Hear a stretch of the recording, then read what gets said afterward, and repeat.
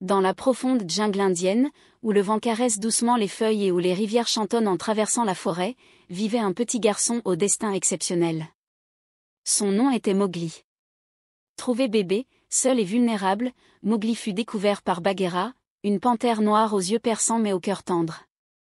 Ne pouvant laisser le nourrisson sans défense, Bagheera décida de l'amener à une meute de loups dirigée par Akela. Son de loups hurlant à la lune. La meute accueillit Mowgli comme l'un des leurs. Il grandit parmi eux, courant avec les louveteaux, apprenant les lois de la jungle, et développant un esprit aussi sauvage que libre. Mais l'harmonie de la jungle fut brisée par le retour de Shere Khan, un tigre redouté de tous. Shere Khan détestait les hommes, et pour lui, Mowgli représentait une menace. Au conseil de la meute, il fut décidé que pour la sécurité de tous, Mowgli devait rejoindre le village des hommes.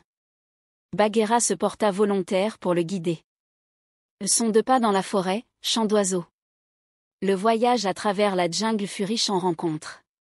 D'abord, il y eut Kaa, le serpent aux yeux hypnotiques. Kaa tenta de charmer Mowgli pour en faire son repas, mais grâce à la vigilance de Bagheera, l'enfant échappa à ce danger rampant. Puis vint la rencontre avec la patrouille des éléphants, dirigée par le colonel Hati.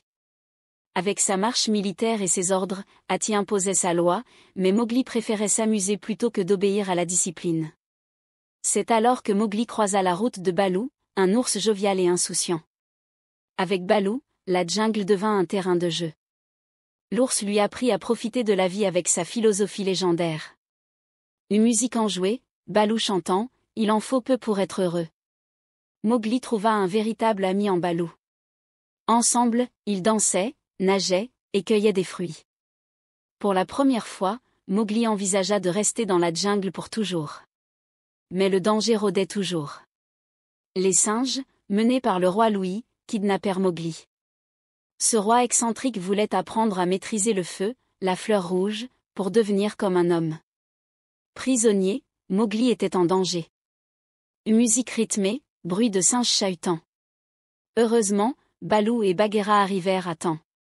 Avec ruse et courage, ils libérèrent Mowgli, échappant de justesse au chaos du palais en ruine du roi Louis. Après cette aventure, Bagheera rappela à Mowgli le danger que représentait Shere Khan. Mais Mowgli refusait toujours de quitter la jungle.